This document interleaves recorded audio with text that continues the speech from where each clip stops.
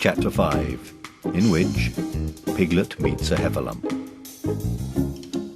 One day, when Christopher Robin and Winnie the Pooh and Piglet were all talking together, Christopher Robin finished the mouthful he was eating and said carelessly, "I saw a Heffalump today, Piglet."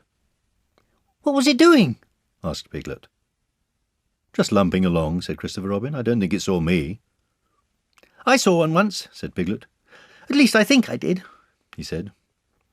Only perhaps it wasn't. "So did I," said Pooh, wondering what a Heffalump was like. "You don't often see them," said Christopher Robin carelessly. "Not now," said Piglet. "Not at this time of year," said Pooh. Then they all talked about something else until it was time for Pooh and Piglet to go home together. At first, as they stumped along the path which edged the 100-acre wood, they didn't say much to each other. But when they came to the stream and had helped each other across the stepping stones and were able to walk side by side again over the heather, they began to talk in a friendly way about this and that, and Piglet said, "If you see what I mean, Pooh." And Pooh said, "Just what I think myself, Piglet." And Piglet said, "But on the other hand, Pooh, we must remember—" And Pooh said, "Quite true, Piglet, although I had forgotten it for the moment." And then, just as they came to the 6 pine trees, Pooh looked round to see that nobody else was listening, and said in a very solemn voice, "Piglet, I have decided something." "What have you decided, Pooh?" "I have decided to catch a Heffalump." Pooh nodded his head several times as he said this, and waited for Piglet to say, "How?" or "Pooh, you couldn't," or something helpful of that sort, but Piglet said nothing. The fact was, Piglet was wishing he had thought about it first. "I shall do it," said Pooh, after waiting a little longer, "by means of a trap, and it must be a cunning trap.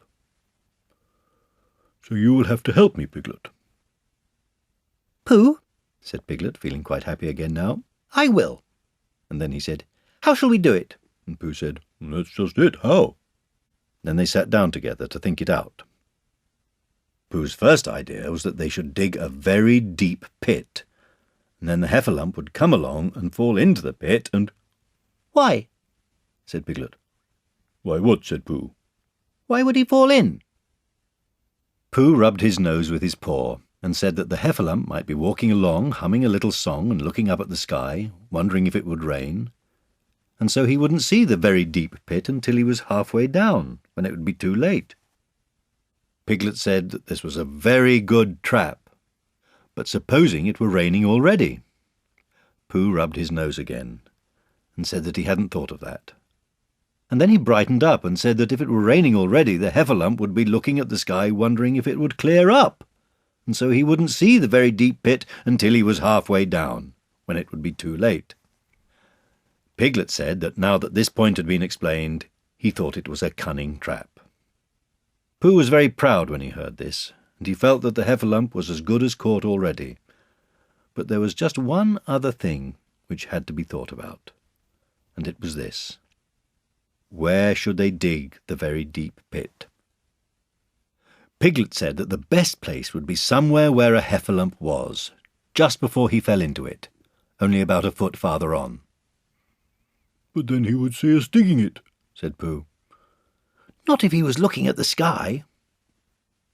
"He would suspect," said Pooh, "if he happened to look down." He thought for a long time and then added sadly, "It isn't as easy as I thought. I suppose that's why Heffalumps hardly ever get caught." "That must be it," said Piglet. They sighed and got up, and when they had taken a few gorse prickles out of themselves, they sat down again. And all the time Pooh was saying to himself, "If only I could think of something." For he felt sure that a very clever brain could catch a Heffalump if only he knew the right way to go about it. "Suppose," he said to Piglet, "you wanted to catch me. How would you do it?" "Well," said Piglet, "I should do it like this. I should make a trap, and I should put a jar of honey in the trap, and you would smell it, and you would go in after it, and—" "And I will go in after it," said Pooh excitedly, "only very carefully so as not to hurt myself, and I would get to the jar of honey, and I should lick around the edges first of all, pretending that there wasn't any more, you know, and then I should walk away and think about it a little, and then I should come back and start licking in the middle of the jar, and then—" "Yes, well, never mind about that. There you would be, and there I should catch you. Now the first thing to think of is, what do heffalumps like? I should think acorns. Shouldn't you? We'll get a lot of— I say, wake up, Pooh!" Pooh, who had gone into a happy dream, woke up with a start, and said that honey was a much more trappy thing than acorns. Piglet didn't think so, and they were just going to argue about it when Piglet remembered that if they put acorns in the trap, he would have to find the acorns, but if they put honey, then Pooh would have to give up some of his own honey. So he said, "All right, honey then." just as Pooh remembered it too, and was going to say, "All right, acorns." "Honey," said Piglet to himself in a thoughtful way, as if it were now settled. "I'll dig the pit, while you go and get the honey." "Very well," said Pooh, and he stumped off. As soon as he got home, he went to the larder, and he stood on a chair and took down a very large jar of honey from the top shelf. It had honey written on it. But just to make sure, he took off the paper cover and looked at it, and it looked just like honey. "But you can never tell," said Pooh. "I remember my uncle saying once that he had seen cheese just this colour." So he put his tongue in, took a large lick. "Yes," he said, "it is, no doubt about that. And honey, I should say, right down to the bottom of the jar. Unless, of course," he said, "somebody put cheese in at the bottom just for a joke. Perhaps I had better go a little further, just in case. In case heffalumps don't like cheese, same as me." "Ah!" and he gave a deep sigh. "I was right. It is honey, right the way down." Having made certain of this, he took the jar back to Piglet, and Piglet looked up from the bottom of his very deep pit and said, "Got it?" Pooh said, "Yes, but it isn't quite a full jar." and he threw it down to Piglet, and Piglet said, "No, it isn't. Is that all you've got left?" and Pooh said, "Yes." because it was. So Piglet put the jar at the bottom of the pit and climbed out, and they went off home together. "Well, good night, Pooh," said Piglet, when they had got to Pooh's house. "And we meet at 6 o'clock tomorrow morning by the pine trees and see how many heffalumps we've got in our trap." 6 o'clock, Piglet. "And have you got any string?" "No, why do you want string?" "To lead them home with." "Oh, I think heffalumps come if you whistle." "Some do and some don't. You can never tell with heffalumps. Well, good night." "Good night." And off Piglet trotted to his house, Trespassers W, while Pooh made his preparations for bed. Some hours later, just as the night was beginning to steal away, Pooh woke up suddenly with a sinking feeling.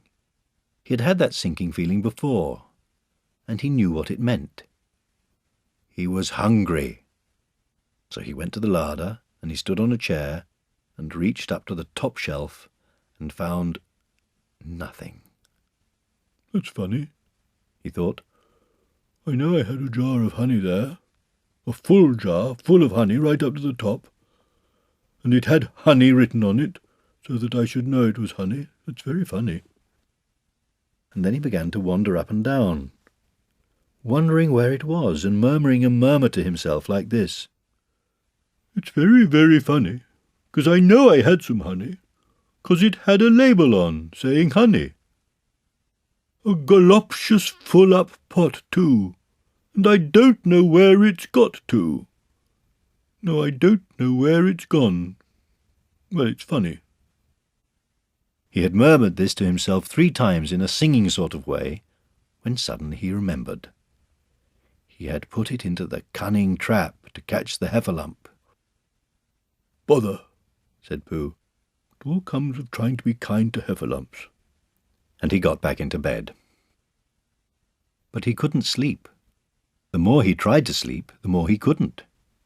He tried counting sheep, which is sometimes a good way of getting to sleep.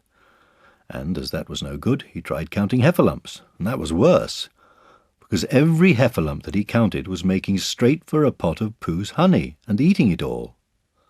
For some minutes he lay there miserably. But when the 587th heffalump was licking its jaws and saying to itself, "Very good honey this, I don't know when I've tasted better," Pooh could bear it no longer. He jumped out of bed, he ran out of the house, and he ran straight to the 6 pine trees. The sun was still in bed, but there was a lightness in the sky over the 100-acre wood which seemed to show that it was waking up and would soon be kicking off the clothes. In the half-light the pine trees looked cold and lonely, and the very deep pit seemed deeper than it was, and Pooh's jar of honey at the bottom was something mysterious, a shape and no more. But as he got nearer to it, his nose told him that it was indeed honey, and his tongue came out and began to polish up his mouth ready for it. "Bother," said Pooh as he got his nose inside the jar. "A heffalump has been eating it." And then he thought a little and said, "Oh no, I did. I forgot."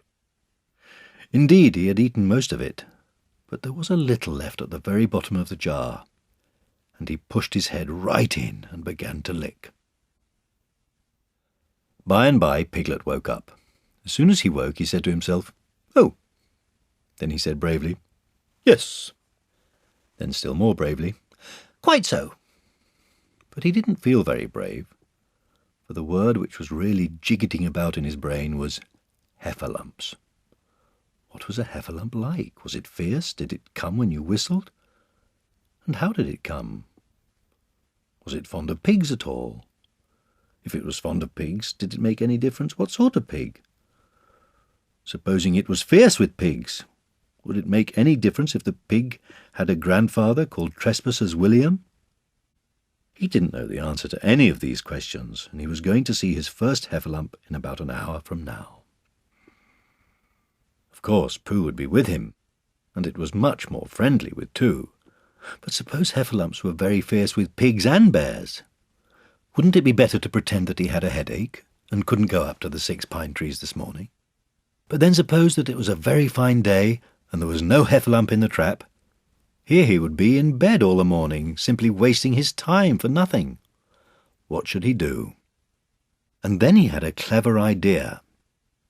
He would go up very quietly to the 6 pine trees now, peep very cautiously into the trap, and see if there was a heffalump there. And if there was, he would go back to bed, and if there wasn't, he wouldn't. So off he went. At first he thought that there wouldn't be a heffalump in the trap, and then he thought that there would.